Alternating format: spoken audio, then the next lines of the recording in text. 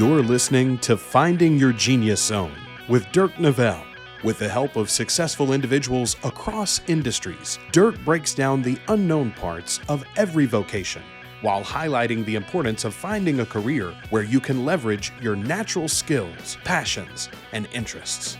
Now here's your host, Dirk Nevelle. Hey, this is Dirk Nevelle. Welcome to my podcast. On with me is Dr. Neary, a naturopath. I've met you, I think 4 or 5 months ago and have been working with you. And I'm really excited to have you on because I haven't had anybody in your profession come on yet. And I think it's a really exciting career.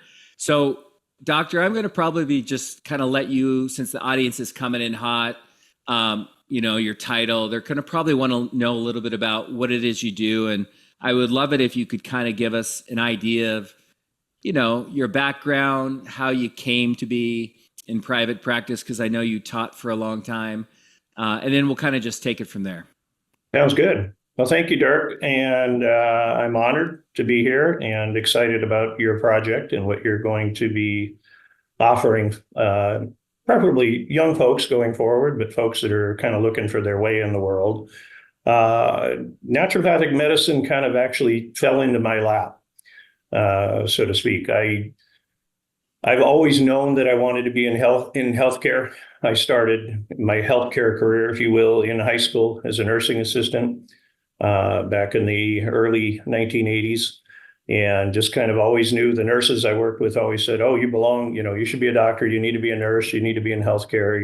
You're cut out for this." And I knew in my heart I always wanted to and needed to, and kind of as a typical young man, especially wandered, went astray from my goals for a little bit, and ended up starting a family and realized that my heart was indeed in healthcare. And at that juncture, some of the aspirations I had of maybe becoming a conventional allopathic medical doctor and, going into maybe trauma surgery really was of interest. Forensic science was of great interest. But having 2 small children, also realized that I was going to sacrifice, a lot of my life to make that journey. And somewhere along the line there, I ended up getting injured, working in a lumber mill, of all places. I saw a chiropractor, which I had zero experience with chiropractic medicine in my life, but somebody encouraged me to go, and I went. I had success. My recollection from being treated by that gentleman was he loved life. There was just a certain exuberance and happiness in his office, with his staff, with his patients, and it stuck with me. So when, flash forward, I decided to go back to school, finish off my prerequisites. I had made the decision at that point, especially after interviewing some colleagues in the conventional allopathic realm, some MDs, and I'd interviewed some other chiropractors at that time, realized that a lot of my colleagues on the conventional side of the fence were not really content with their career choice. They loved being doctors and they loved treating patients, but the system was not it wasn't good for allowing them to kind of practice what I would call the art of medicine. It's very kind of cookbook, what we refer to as standards of care. And a lot of them are very discouraged by that. But by that point in life, had committed, 13, 16 or more years to get to where they were at. So they just kind of stayed. Whereas the chiropractors that I met really loved life. It was just, they just said, I love it. I love what I'm doing. I love my patients. I love the medicine, et cetera. So I made the decision to go chiropractic and had applied to a chiropractic school. And by chance, living here in Seattle, I had heard about this little obscure place called John Bastyr College of Naturopathic Medicine. Again, another term that I was completely unfamiliar with. But what I ended up learning is that they had this summer intensive organic chemistry. Sounds like fun, huh? Where you knock out an entire year of chemistry in one summer, going 8 hours a day. And that was the last coursework that I needed to complete my matriculation to the chiropractic program. And at that time, there was one other school, a local community college, which in my mind was a real school compared to this crazy naturopathic school. So I thought I would do my credits there. Well, lo and behold, they were they were fully enrolled. And so I went back to this John Bastyr College of Naturopathic Medicine, made sure the credits were legit and would transfer to this chiropractic school. And they were. And I attended school that summer quarter. This was back in 1992. And ended up falling in love with classmates, the instructor, who I later spent better part of a career working alongside, teaching at the university. And hang on 1 second there, we're getting screens popping up in front. Oh, I'm not seeing anything. No, it's not you. Oh, got it. I'll just keep going here. Sorry about that. This is the problem of being in the office, and my EHR system has just put up another screen. Anyway, as I told you, doctor, let it roll. It's all good. This is real life, so don't worry about it. I appreciate it. So met these folks, learned more about, obviously, kind of crash course in naturopathic medicine that particular summer, and learned at the time, I'm in the state of Washington, and at that time, chiropractic medicine in the state of Washington had some of the most restrictive scope of practice laws in the nation. And then these naturopathic physicians actually had a pretty broad scope in comparison and did all of the manual medicine, the physical medicine that I was really interested in. And so I applied and began my training at Bastyr in the medical school in fall of 1992. Graduated in 1996. So I attended the University of Washington. I have a bachelor's in human health science and a doctoral degree in naturopathic medicine from Bastyr University. And then have been in private practice ever since 1996. I spent my first 4 years with a urology surgeon. Learned a lot about medicine, a lot about being a good doctor, et cetera, from him. He was a great mentor. And then because of him, he actually taught the urology course at Bastyr. I was asked to kind of come in and co-teach a course with him. This is right around probably 2000, and ended up getting asked to teach a class. And I hadn't really thought about teaching at that juncture, but my father was a teacher and an administrator at a high school level. So I ended up teaching. I spent almost 23 years teaching at Bastyr University, spent 18 years as the chair of the physical medicine department in the university. And like I said, all that while concurrently had my private practice going. And yeah, that's kind of how I fell into it. I think the underpinnings of my journey and why naturopathic medicine, I think, ultimately really spoke to me, really harkens back to my childhood. I grew up in Montana, was born in Butte, Montana, raised in Missoula. We lived by the Bitterroot River, and my friend and I spent countless hours at the river, and a great passion for the indigenous folks in the Montana region, the indigenous tribes. We studied a lot about them. We learned to chip arrowheads out of obsidian and fish like they did and trap like they did, and all kinds of things, and learned about the way that they, took care of themselves using the herbs and things available in nature. And so I think that really is where deep inside of me, that passion for the amazement of what the earth provides for us, it takes care of every living critter on the planet. Everything is out there if we know how to access it. And certainly in today's modern world, everything's becoming medications and surgeries and everything. And again, I'm not against any of these. I use them, but I still have this, this deep feeling about how much nature could provide us if we gave it the chance. And so I think that came forth when I was studying that chemistry, the organic chemistry at Bastyr. I really had that kind of resurgence of that passion for nature and herbs and things along that line. So that's kind of as short as I can make it summary of kind of how I got to where I got to. Yeah, there's a lot there, and I wanted to let you roll. I wanted to stop you a couple of times, but I'm glad I didn't. One of the things I just maybe right away we get into And I'm trying to figure out how to best articulate this question is, we've worked with naturopaths for a while. My family, my children have gone to them. And how would a lot of my audience are young adults, and, they think they know, but sometimes they don't really know like what a career is all about. But when it comes to being a naturopath, and correct me if I'm using the wrong terminology, but like a Western medicine doctor, or whatever you called cookbook or textbook. Usually we refer to as allopathic medicine. Allopathic. Or allopathy. So, we conventional medicine, Western medicine, I think they're all terms that they would be comfortable with as well. I mean, I don't want to misrepresent them whatsoever. Explain to the audience, maybe in a condensed version of, you did a good job of talking about leveraging nature and the natural things on our earth to help heal. But how would you describe, like, if you were talking to somebody, going one path, your path versus traditional medicine, Western medicine, is probably a very different experience.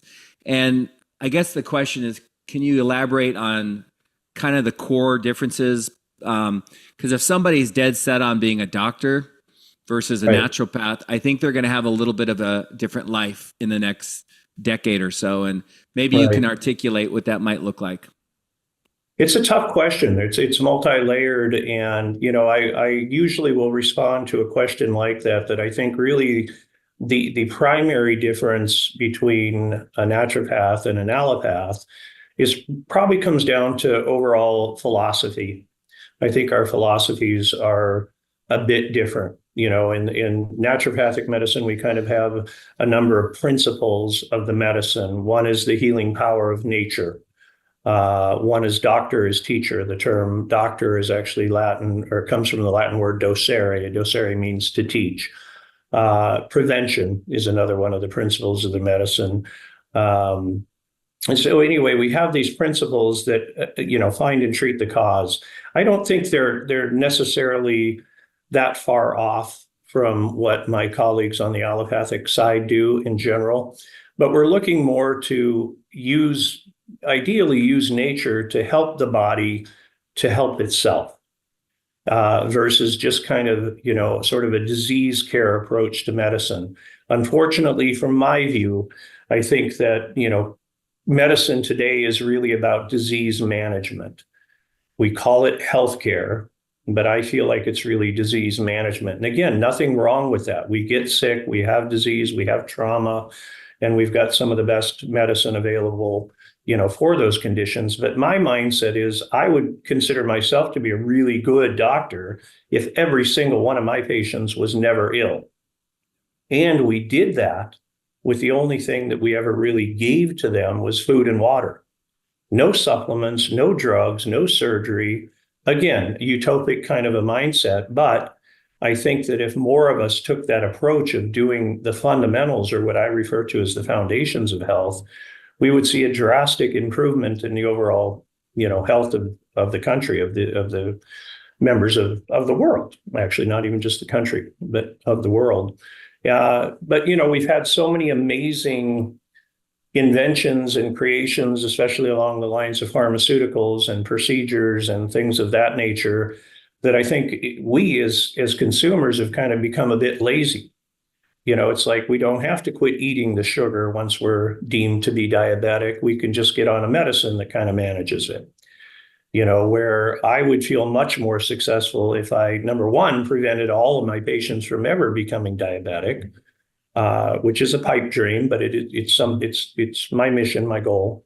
But when I get somebody in that is in that, early stages of, or early diagnosis of, to be able to make diet and lifestyle changes and get them to be non-diabetic without needing the drug or insulin or anything of that nature is always my goal. And I always have those, in reserve. Those are always back to the medications and stuff if I'm not successful. But what I'm alluding to is I think as a public, we're becoming more keen on the fact that there's just these treatments out there. If you watch the commercials on TV every single night, they'll advertise a drug and then they tell you, the patient, to come ask your doctor about it.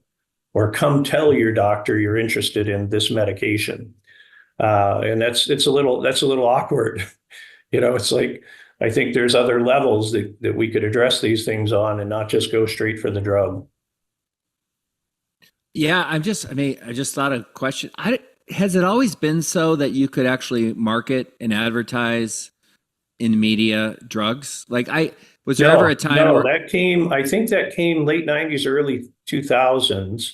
You couldn't in the past, not on TV and everything. And that's when, again, I forget the legislation or act that there's a term and I'm just blanking on it. I apologize, but there was something that then allowed pharmaceutical companies to advertise as they do. Some of the requirements were those crazy disclaimers that we hear at the end, and most of us go, "Why would I ever take that? It leads to death and diarrhea and confusion and all this." And you're like, I don't want that. But they're required to put that information in there. Okay. But yeah, it certainly has changed the landscape versus, not that long ago. Patients came in, we diagnosed them, we educated them on treatment options and then made a decision where, like I said, today, more often than not, patients come in and essentially tell me what they want. And some of that's also internet. What I refer to as Dr. Google. I think we all do it. We all get on there when something's going on and see if we can figure it out. And we start, digging into what might be treatment options and what resonates with us. So even on the natural end, I have patients come in all the time saying that they read about this new, herbal product for boosting their testosterone. And, I want to try it, or what do you think about it, or something along that lines. Yeah, so I think it's the nature of the social media and technology. Boom, kind of what we're doing right here, right now. We wouldn't have done this that many years ago. No, we wouldn't have. Let me ask you, would you feel like, as a naturopath versus the other side of the fence, do you feel less constricted or more in control? My assumption is, and again, I'm asking these questions based off somebody younger that's really dead set on being in healthcare or providing service in some capacity like this. And if they're going to go down one path or the other, would you say that as a naturopath, is it at the compliance is as strict as being Western medicine? Like, do you have to abide by a certain protocol? Or I guess you understand where I'm going on this. I do. And unfortunately, I do. And I say unfortunately because I really genuinely feel for my colleagues on that other side of the fence, even though in my way of practicing, there is no fence. I mean, I really think that the ideal situation would be having a naturopath, an allopath, and yourself all working as a team, because we offer different angles to the same, hopefully the same solution. But what I've seen in my career, which is just past the 28-year mark, is that, it wasn't that long ago that you would drive down Main Street in most towns and you would see doctors' offices. You'd see a lot of, primary family doctors, maybe internists, you went to the hospitals for your surgery and those some of the specialists. But a lot of the docs were out practicing, like I am, in more of a rural setting, private practice. And in the not too distant past, all of a sudden, most of those are gone. Everybody has kind of been swooped up by the large healthcare organizations. Talking regionally here, it would be the University of Washington medical system and Swedish healthcare and Providence and Evergreens. Everybody's got their local systems, no matter where they are in the country. But all the docs have kind of been bought up. They aren't in these small practices, which is nice from the standpoint that they're all kind of housed in one place. You've got easy access to your specialist colleagues and everything. But the downside, from my view, is that now they're under the auspice, under the guise of that large corporation who is dictating what they can and can't do. And so I referred to it earlier as a cookbook, but it's referred to as standards of care, which is, you need a cookbook, you need a standard of care, you need something to be held accountable by or for. And that's what standard of care is. But what it does is, to me, what it does is take out the individuality, the art of medicine, to be able to work with somebody as an individual and see that not everybody fits on the bell curve of a lab value. Most do, but not all do. And, so again, you have success in that setting of being in that large organization. 95% of the time, folks are on the bell curve, treatments are appropriate, outcomes are good, but there's a large number of people that don't fit on that curve that need you to kind of go astray a little bit, go down some rabbit holes, if you will. And so the answer to your question is what I really love about it. I've said the word art a couple of times. I feel like I can still practice what I deem to be the art of medicine, taking the individual, taking Dirk as he comes in, as a fresh canvas, and getting to know you and, working with you as an individual, where the system is really set up to bring you in as an X-year-old, cis male. We're going to do this, this kind of standard of care approach. And I think, and again, I have a lot of friends who are medical doctors, MDs or DOs, and a lot of them are not very happy with their job. They feel like they're not able to care for people the way that they want to, for the reason that they got into healthcare in the first place, to really be there and be an advocate. They're on a time crunch. There's very kind of strict time restrictions of how much time you have with a patient. Lately, I've even seen restrictions. Restrictions is kind of a strong word, but I've seen a lot of these big organizations headed in the direction now where you come in if you've got multiple, what we would call chief complaints. You've got multiple complaints today, that they'll basically ask you, which one do you want to talk about today? You can schedule another appointment for the other complaint and the other one. And to me, that kind of takes apart the whole, the body as a whole. These things are, integrated and integral and all part of one. And to kind of separate them out, based on finances and kind of all the ugliness of healthcare is sad. And the bureaucracy of healthcare in general, including naturopathic medicine these days, has become extraordinarily cumbersome. It's more about, I always talk about something as simple as what we used to refer to as a doctor's note, a chart note. It was called a doctor's note.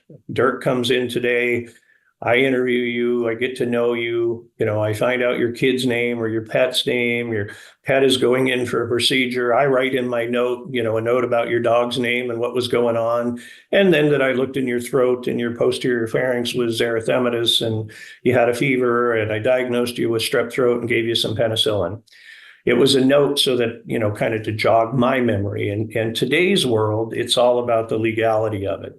It's all about crossing T's, dotting I's, filling in all the proper forms and blanks and everything else. And I think that detracts from really being present and, hearing the individual and really working with the individual. And so I cherish that, at least now in my profession, that I have more of that leeway, to be there in that capacity for my patients versus kind of under the watchful eye of the hospital administrators or something.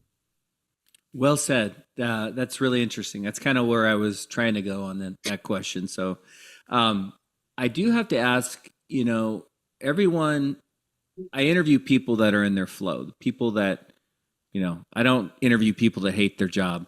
So right. The second part of my podcast, other than educating, is to try to reinforce the importance of paying attention to what you did as a kid, on the rivers in Montana, and what kind of brought you energy and what excited you.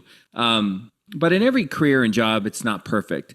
If you had a son or daughter that was like, hey, Dad, I really would love to do what you're doing, maybe teach for a while, get into private practice, are there a couple things maybe you would warn them on that? And I guess the question is, I don't want to say what don't you like about your profession or your career, but what is someone that's watching right now that's maybe in college or thinking about going to Bastyr, what don't they know?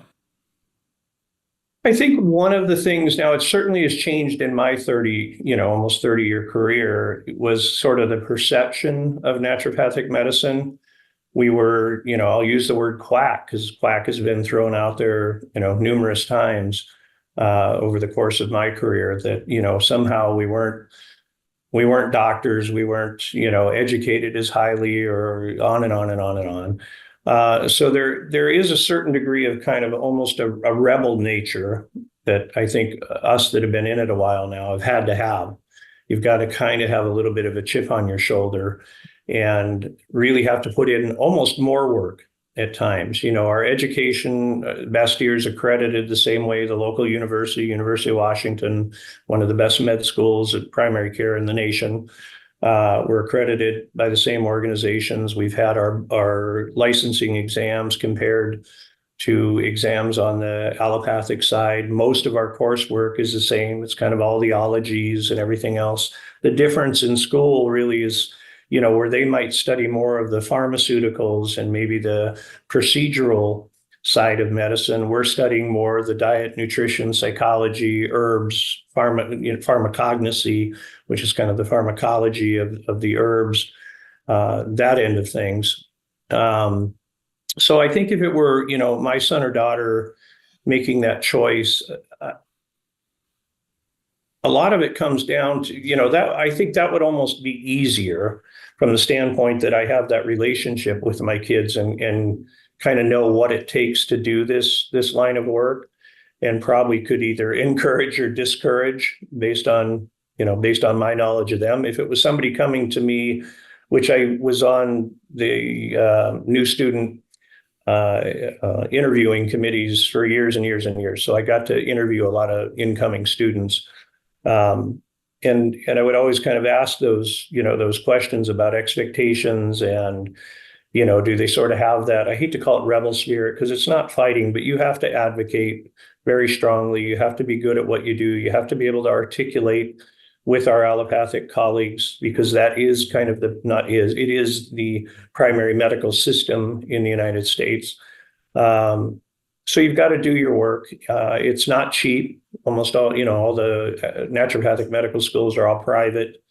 There's not the large amount of funding, federal funding and grant monies and research monies that are in a lot of the conventional university medical schools around the country. So it's a large bill.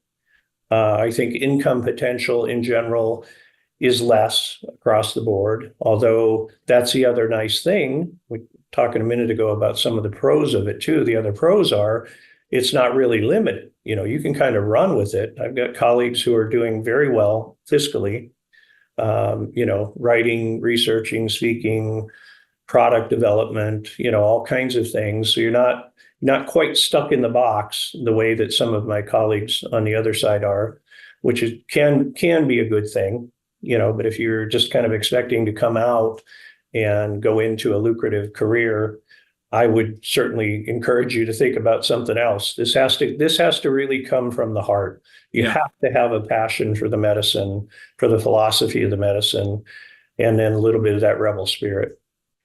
I'm glad, because Doctor, that was, how do I say this? So my wife's a nutritionist, and she's very, very smart about and very into it. And she's done a lot of work with clients, lab work, supplement work. And oftentimes when that data or information is relayed to their allopathic doctor, that she gets challenged or doubted. And, you mentioned, I think the word was quack or whatever. I think that's really important you brought that up, because I have experienced that as well. And I had another question, but before we leave that, I guess what is so threatening about the naturopath ways to allopathic doctors? Like, it feels like a recurring theme, and I don't know if it's two religions and you're trying to convince someone to change their religion, or are they just so hardwired in their curriculum that it's hard for them to kind of see another way? I think it's a little bit of both. I think their curriculum has been around a long time. It's very well developed. It's kind of, it's presented in a way in general that's the way, period. There's not the thinking outside the box to a great degree. And they're simply not generally. Again, this is changing, so I don't want to badmouth the allopathic profession. It is changing, but things like nutrition and stuff have always kind of just put on the back shelf. Like a surgery is so much more impressive, and drugs are so much more impressive in some way, and that they were the kind of the gatekeepers. They had the keys to the medicine chest. And, how dare you think you could just change your diet and have as good of outcome as this medicine? Yet as time has gone by, we keep seeing over and over and over, albeit not as much as I would like to. We see, current research demonstrating that these things that your wife would talk to her clients about work. Lo and behold, they work. And yeah, kind of, that's my feeling about that. Great. I think that's great. I think we've talked a lot about that area. I want to move on a little bit and try to clearly articulate, if someone is interested and say they get a 4-year degree, like what is the curriculum? What do you need to do? How long does it take? I think you mentioned 4 years for you. I don't know if that's typical but let's just say somebody's, maybe they come out of high school, they're in their second year in college, they're thinking about doing what you do. What's the horizon as far as time commitment? And, if they do want to get in private practice, are they looking at 4 years, 5 years, 6 years? Right. So it's essentially the pathway into naturopathic medical school in the U.S. now is basically the same as allopathic medical school. So in your undergraduate coursework, you certainly would want to take all the pre-med coursework. So the physics, the chemistry, the calculus, all those pre-med courses are required to apply to naturopathic medical school. The one thing that we don't have currently, and there's been talk for years about ultimately incorporating something analogous to it, which would be something like the MCAT. The MCAT is the exam that students will take to kind of like an SAT to get their score, get a score on their MCAT, and then how well they do on their MCAT often translates to what level of school they can get into quality-wise. We don't have that. You come in based on your GPA, based on your recommendations, based on your statement letters, based on interview. So kind of the whole package. But they would want to do all that undergraduate coursework. Typically, you can finish a naturopathic medical program in 4 years. Now, it's rigorous. It's intense. Don't kid yourself. A full course load in most universities, I think, is still considered to be around 16 credits a quarter if you're on a quarter system. And there are numerous quarters at the medical school where you're well above 30 credits a quarter. So it's a 7-day a week, 4 years, no summers off. Go at it. And the other big difference, and again, there's transition and moving slowly, and it's mainly just out of availability. There is not, as of yet, a required postgraduate residency. Right now, they're optional. Everybody really wants them because after you get out of school, there's more questions than answers. And I think most of us, when we graduated, didn't feel like we were quite ready to jump into it. And I would say that's where my allopathic colleagues certainly have a leg up in that they can, now they can kind of figure out which area of medicine they want to go into, and pick a residency and fulfill that residency obligation, which can be anywhere from an additional 2 to 6 years, depending on what they do, and sometimes even more. I mean, there's, like any education, you can take it to extremes. We being the naturopathic profession, do have a lot of residencies now, and probably, I don't know the number currently, but a large percentage of the graduates end up doing a residency of maybe a year, 2 years or more in facilities. And, because we aren't part of the hospital systems, we aren't part of these large volume clinics where you've got the patient load to really, do what our allopathic colleagues get to do. You do a rotation through a hospital, you can put your stethoscope on a whole lot of chests in one day. You come into my office where I might be spending an hour with each patient, you just don't get the volume. And I would call that actually one of our deficits, in this profession. I feel like, We could use a little bit more of that. But as I said, it continues to move in the right direction. But back to the education, the coursework is very similar, especially the first 2 years. First 2 years of allopathic medical school and the first 2 years of naturopathic medical school are very similar. If you looked at them, took a course catalog from the University of Washington School of Medicine and took the Bastyr catalog and laid them out side by side. What are you going to be taking? There's going to be all your microbiology and biochemistry and, gross anatomy. We do all cadaverous, we dissect the entire human body over the course of a year. All those courses are there. And then in the third and fourth years, you get in, at least on the naturopathic side, is where we kind of call it the ologies.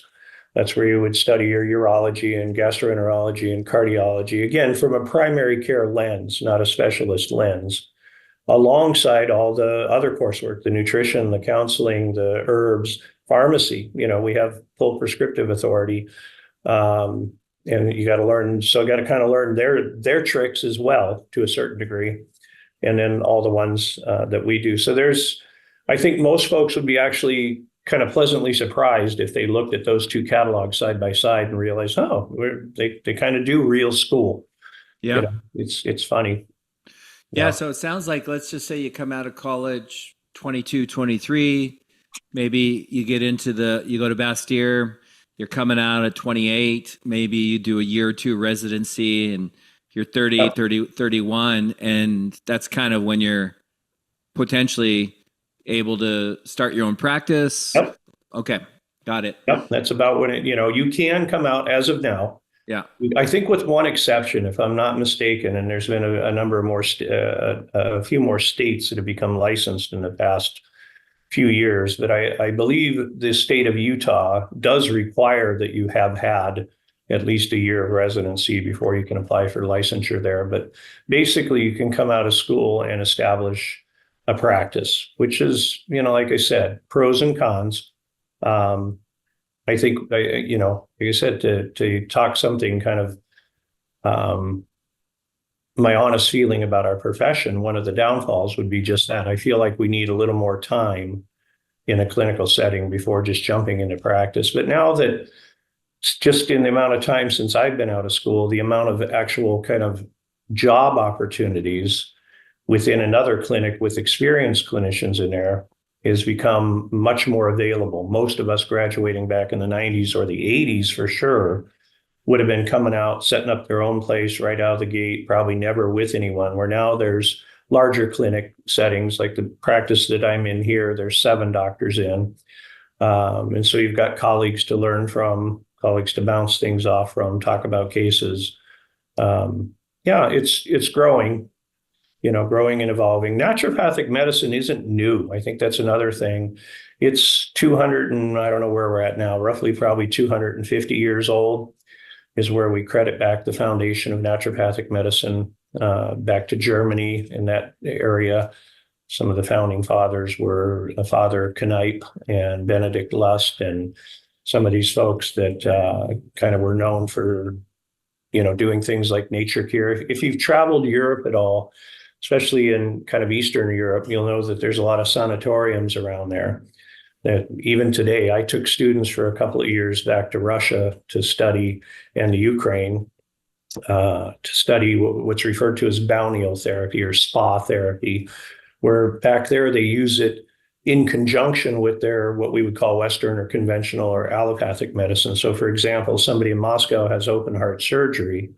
Their physician in Moscow actually prescribes 2 weeks down on the Black Sea at a sanatorium where they go down there and, their diet is controlled. They're doing more minimally invasive things, a lot of water therapies and electrotherapies and things along that line, which I think, again, has a place in the holism of taking care of the body. Yeah. I think the thing that I'm taking with me right now is just in the future, the merging of allopathic and naturopath. Like, it would be really cool to have a clinic or a facility where you had both. Yep. And they were working together in conjunction. And we're starting to see that. Like I said, when I came out of Bastyr in 1996, we were at that time located very near the University of Washington here in Seattle. And I can tell you that the University of Washington, School of Medicine as a whole, I'm sure the individual, I'm not speaking for all individuals, but essentially they wanted us gone. There was a bunch of quacks down the road from them pretending to be doctors, et cetera. Flash forward, not much longer. It might have been maybe a decade longer, 12 years longer while I was on faculty. I actually did a faculty exchange. I spent a quarter in internal medicine at the University of Washington teaching clinic at the Roosevelt campus with one of their attending internists there. And we managed a group of residents and spent the quarter with him. And in the following quarter, he came to Bastyr to our teaching clinic and spent the quarter with me, with my student clinicians on my rotations. That just was, kind of mind-boggling because they literally, wanted us run out of town on a rail, and here we are now. And now we're starting to see colleagues that are being brought into some of these systems, these hospital systems. We've got a lot of my colleagues who have done extracurricular training in oncology and are in some of these oncology clinics that are integrative. They've got your MD oncologist and your naturopath in there. Kind of working together as it should be, while you're going through chemo or radiation, some of these very, very hard therapies, necessary at times, but very hard therapies on the body. It's nice to be able to kind of counterbalance that with things to strengthen the immune system, strengthen the body while they're going through these treatments. I think it lends itself for a better overall outcome. So it's moving in that direction, which is a blessing. It's funny. I was talking to my wife and I was like, is there a question or two? Because she's a lot more knowledgeable about your side of the world. I don't want to say your side of the fence, but I've thankfully got a wife who's been guiding our family kind of down this road for a while, and it's her thing and I'm all in. I just don't know it like her. One of the things she wanted me to ask was, is kind of about like, maybe the one or two things that typically translate to success as a naturopath, and whether it's, I think you mentioned food, the right food, sleep, I don't know, meditation, I don't know. I mean, are there common denominators of like typically these two or three things are things that are crucial for being healthy? Yeah, absolutely. I mentioned the term foundations of health earlier. And foundations of health to me are those things that are foundational. If you and I headed out tomorrow to live in the woods, I always say, that's the old Montana boy in me. But if we went out and lived in the woods, which is essentially where humans have always been up until the very recent time, you don't need to go back that long ago. Late 1800s, we were still essentially living out here on the prairie. How did humans live? How throughout time did we survive? Well, we survived. We had to have water first and foremost. We ate seasonally, indigenously, whole food, organic, not because it was trendy like it kind of is now. That's all that was out there. We slept with the sun. I say to my patients all the time, I never in my almost 60 years of living have met a human with night vision. We're not nocturnal. Being up these crazy hours that most of us are now is going against nature.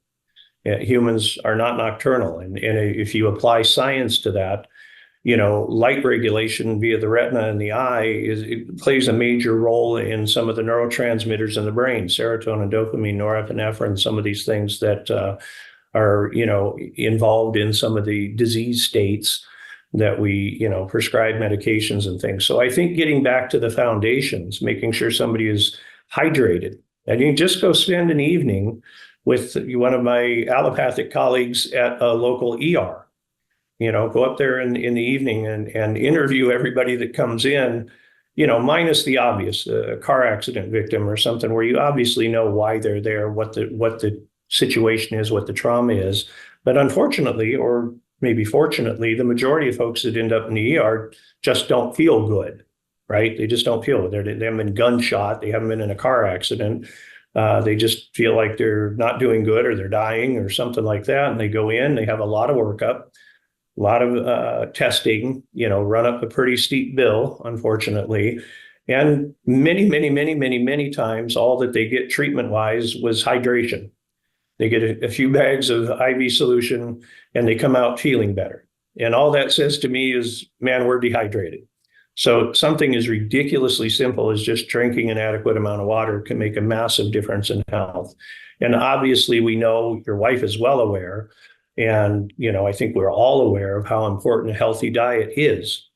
That the trouble is, the majority of us, myself included, at times don't eat the way we should because everything is readily available. Like I said, you go back 150 years, not very, a lifetime or two, there weren't the options. Sitting here in Seattle in January and wanting a blueberry or a banana was just ludicrous. They don't grow here, and with feet and without an airplane or a very fast ship or preserving of foods, excuse me, those are not available. You had to eat. And I believe, this is back to my youth, I believe that, nature provides what the local flora and fauna needs to be successful. And we've really diverged from that common sense that's been there since the beginning of time, knowing how to interact with those things. And I think it has the potential to blend so beautifully, just like a zipper, with some of the technology of today. I say all the time, if we were out in the woods, living in the woods, like I suggested, and, something traumatic happened, we fell down and lacerated the arm to where we're essentially bleeding out. You go back 150 years, you're probably dead. Now you can pick up a sat phone technology, call the local trauma center. They fly a helicopter, nice technology, pick you up and your arm and bring you back and sew it back on, and it works. I would call that pretty darn cool. Yeah. Unfortunately, most of the time, or thankfully, most of the time, we're not talking about that with healthcare. We're talking about diabetes and heart disease and cancers. And these are the things that are really the burden on the healthcare system. And these things, for the most part, are either completely preventable or certainly can be markedly altered if we, the patient, does the work. But we're in a society now where, these things are just, they're right there at our beck and call. Yeah. We can have food delivered to our door, with a drone darn near now. You don't even have to leave the chair. Yeah. Where, you used to have to actually move, called exercise, to go get those berries or whatever. Yeah. Well, we have a pretty cool garden and we eat a lot off our property, and it tastes a lot better too. I know it's healthier, but it tastes good. As we wind this thing down, I guess one of the questions I have is, I was just in Ohio last week, and, there's other cities and states, towns, whatever, that might not, I don't want to say use the word hip, or might not be connected to the Bastyrs, and maybe they don't have, a school that can do what, you taught there for a long time, do what they do. The question I have is, how many Bastyrs are there? Like, if you go through the country, are there 50? No, Bastyr has two campuses, one in the greater Seattle area, one and a branch campus in San Diego. Yeah. One of the oldest schools is in Portland, Oregon. There's one down in Scottsdale, Arizona. There was one at the University of Bridgeport, which is a big university, had a program, but they've since closed that program. There's one in the Midwest. There's one in Canada. Those are the main ones here currently. So not a lot. There's not a lot. Like I said, it's weird in my short career, when I look at 23 years in a profession is not, a long time for a profession. And, I've probably taught a good third of the naturopaths in the United States, which is a weird comment to make when I think about my colleagues on the other side of the fence, where I don't even know how many. I'll bet there's 50,000 MDs in the greater Puget Sound region. And Washington has one of the higher numbers because of Bastyr being here of naturopaths. And we're at about 1,000 in the state of Washington. And you go to some states like you're alluding to, and there might literally be 5 in the entire state. Some of that has to do with licensing. We've been fighting real very hard for years as a professional organization to get licensure so that we have oversight, that there are standards by which, we're held because we are serving the public. And so licensure has slowly spread across the US. There's still a number of states that aren't licensed.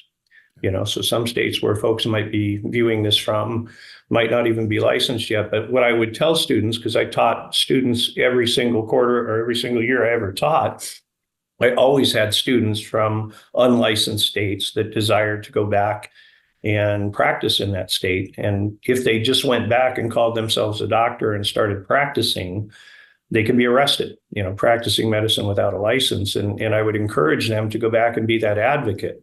Get a state organization going, and start working the legislative process to actually get licensure in the state. So you had some legal grounds to practice and standards by which to practice. And that's, that's how it happens. Very grassroots, this profession and its, growth in the last 4 decades. I didn't even know that. So basically you're saying in, 30 states, 25 states, you can't be a naturopath? Correct. You could go there, but you would have to refer to yourself more as like a health counselor or something. Like when in the state of Washington, we are licensed as a physician. We're licensed as a primary care physician. So medical doctors, osteopathic physicians, and naturopathic physicians are the main primary care providers, with some overlap with some of the nurse practitioner group as well. But in other states, there's no physician moniker, there's no primary care moniker, none of that. So it's very bizarre. Here I can do everything: minor surgical procedures, prescribe almost every medication in the book, do all the labs, all the imaging, everything the way that, your MD would do, and yet go a couple of states away and all of a sudden you could be arrested, but that's just, I think at the bottom of this, there's a pretty good movement by us, the patients, desiring some options, I think there's a movement now where folks are looking to hopefully not need the drugs, not just run to the drugs. They're looking to be more accountable for their own actions, take care of their own health, advocate a lot more. I think the internet, on the pro side, I think the internet has been helpful on that end, to make folks realize, if you go back to like our folks' generation, certainly our grandparents, they would go into their doctor, tell their doctor what's going on. Their doctor would then tell them what's wrong with them. In other words, diagnose them, tell them you're going to, take this pill, and they would do it, sight unseen. It's just, that's what the doctor told me to do. And since, especially since the internet, I get a lot more questioning from the patient. They're more educated. They're advocating more for themselves, which I think is good. And I think that bodes well, because that's kind of how we operate as a naturopathic physician. It bodes well to find our niche. We're not looking to replace the current system. As far as the physicians, I would love to replace the current system, the bureaucracy of it. Don't get me wrong, but the physicians, I'm not talking about that. They're healers and they're good people and they're focused on helping their patients. It's just different schools of thought. Yeah, no, I get it. I'm glad I asked that question. I had no idea about the licensing in some states. Yep. As we wind down, one question I wanted to ask is just beyond the day-to-day, when you get in your car or your bike and you go home, what's the lifestyle like? Things like freedom, control of your schedule, like my dad was a pilot and he'd often miss birthdays and holidays. He had to get on a plane and fly. Like, what's it like to be a naturopath? Maybe, even if there's something maybe negative about it, compensation, I guess, success to me is much more beyond the job or career. It's just kind of your quality of life. What's the quality of life like to be a naturopath? I will answer that kind of coming back or being a bit redundant with a comment I made earlier about that ability to kind of practice the art of medicine and that independence. The fact that most MDs now have been scooped up by this system, by the big systems. They're now employees like your father was.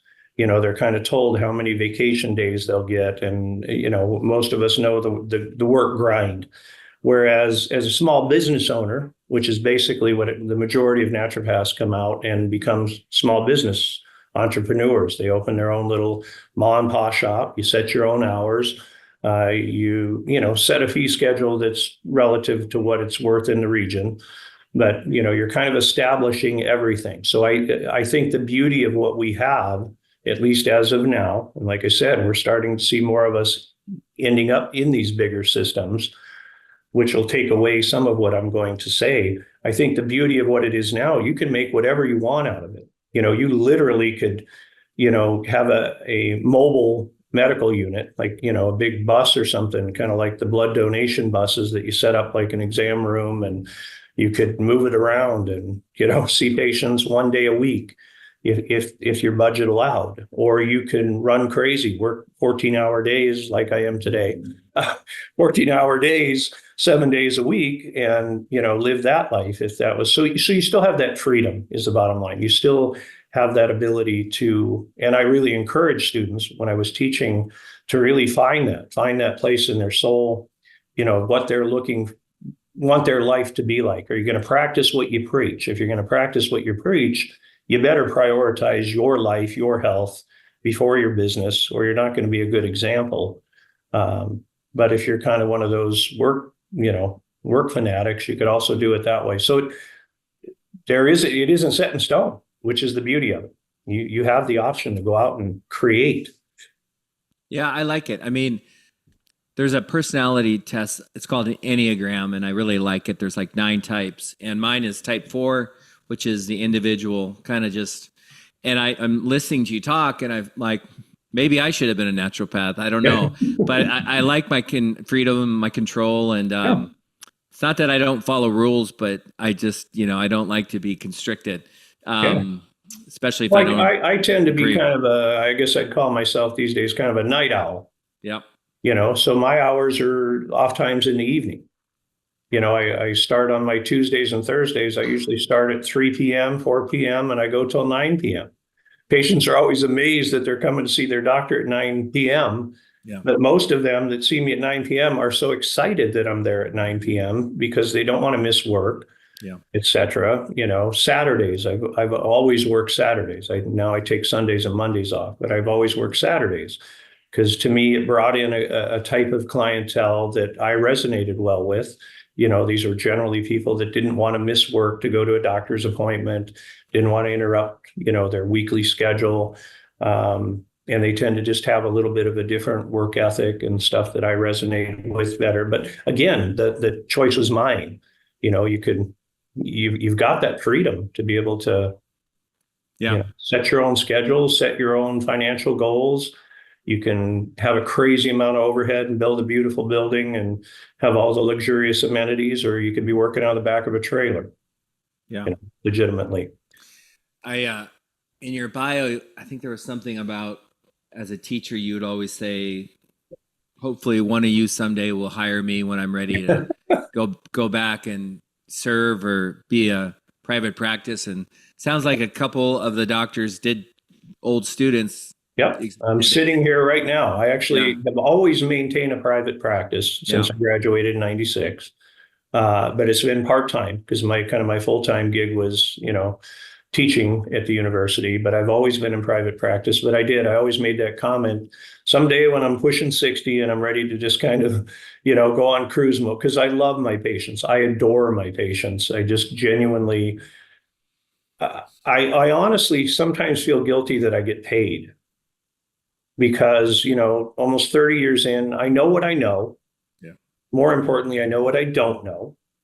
And I'm comfortable with what I don't know, meaning, I'm not a cardiologist, I'm not a gastroenterologist, but I know probably more than most of the patients do, right? I know enough to go, this heart sound is not normal, right? I might not be able to tell you exactly what it is at that particular moment diagnostically, but I know the guy or gal, my cardiologist that I refer to, who can answer that question, and so I always told him, I said, at some point, I'd like to get out of the teaching, and I just want to focus on the practice. And then lo and behold, a little over a year ago, these students that I had 18 years ago have got a beautiful facility here and a great practice, and said, come join us. They had lost their male physician that was here. And yeah, it's been a beautiful thing. Can't complain. I love it. Last question. So I always ask this, and I don't know, I mean, you can go any way you want. Like sometimes it's just, let's just say you have somebody that's really struggling, trying to figure out what they want to do. Maybe not so specific to being a naturopath or whatever, but just career advice. Like, you know, I again, reading your bio and now knowing where you are now, it doesn't see, there's no surprise. Like I could have seen that, right? Right. Like you were, you know, I think, didn't your dad or something bring you to do a cadaver when you were young? And yeah, I went on my first autopsy when I was 13 years old with the state medical examiner in Montana. Yeah, and that's like that's what the podcast is. It's like that's what you were born with. That's who you are, and now you're kind of, your career is a reflection or a mirror of who you are. I think there's a lot. Yet I still drifted. Yeah. Yet I still drifted away and had to mature and come back. And I think that's where I ultimately would answer the question you were formulating there is, you know, take that time while you have it, you know, ideally before your family started and all those lovely adult responsibilities start coming in. Take the time to soul search, to travel, to job shadow, you know, really try to find. And again, I think that you know it, I know it, we're all on a constant journey of growth and change. And I think it's impossible probably for any human to really predict exactly what they should do at 25 years old or 18 years old for the rest of their life. Right. I mean, I think that'd be a hard order, you know, to come to that conclusion. But I think if they take the time and soul search and figure out what's really important, then, you know, those would be the words of wisdom that I would give them is don't be in a rush. Don't do what you think you're supposed to do, or, you know, don't chase the money. Don't, because at night when you lay your head on the pillow, it's about that peace. You know, it's about feeling like you've accomplished something, you've done something good, no matter what you do, landscaping. You know, you want to go to bed knowing that you left that yard immaculate, looks beautiful, you're proud of it, the customer's satisfied. That's what you want. That's the real reward. As we know, you know, later in life, you know that really the meaningful things are generally not the monetary things. Yeah. Yeah, good point. Yeah, you answered it perfectly. Thank you. Is there anything I haven't asked you before we end this that you feel compelled to say? No, I will just say that I really appreciate what you're doing, what you're offering, primarily young folks coming out. Like you say, I think that's your target audience, folks coming out and trying to figure out their path with all of these podcasts that you're putting together. I'm honored to be one of them and share a little bit about naturopathic medicine. I love to talk about it. You know, it's a little difficult in these kind of interview off the cuff sessions, because I'm sure I'll get off of this session here in a bit. Oh, I should have said this or that. But, you know, the nice thing is, and what I would leave kind of your viewing audience, listening audience with is to, you know, if anything that we talked about today is of interest, reach out, find a naturopath. Most of us are more than happy, you know, to have somebody job shadow or something. And come in, see what we do, or go to one as a doctor and see what your experience is, and or any other career, not just naturopathic medicine. You know, I want folks happy. Happy people are healthy people, period. So how about as far as if someone's interested in having you as their naturopath, do you want to just share real quick, like where you work and where they can reach you? Well, I'm at a practice currently sitting here in one of the exam rooms called Naturopathic, Naturomedica, Naturomedica in Issaquah, Washington. I also have another little practice with my wife. My wife is also a naturopath. The good Dr. Neary. And we have another little office up in Sultan, Washington, about an hour north of here. Yeah, would love to see, like I said, I love my patients. I think one last little thing that I'm really proud of in a weird way, I'm kind of so thankful that I taught all the years that I did, because I never, like I said, we're basically small business owners, and in a small business, marketing is huge, right? Get your name out, you got to get the revenue coming in. Well, teaching all those years and having practice more is something I just wanted to do, but wasn't really trying to pull in the income. I had 20 some years of no marketing. Yeah, basically, I never did any mass marketing. So my practice grew by word of mouth. And I cannot tell you how thankful I am today for that. You go out into my waiting room, especially up the other office where I've obviously been longer, and it does not look or feel like a doctor's office. I say it looks and feels more like a beauty salon or a saloon. Everybody's standing up, chatting. Everybody knows everybody. It's kind of that 6 degrees of separation, because it's all been referrals from, friends and family. And it's such a blessing to get to do what I do. And I also get paid to do it. So how do you beat that? Yeah, I mean, you're definitely in your genius zone. So I would consider that success. Thank you so much, Doctor. Appreciate it. You were great. And have a good day. Good luck, everyone. Thank you.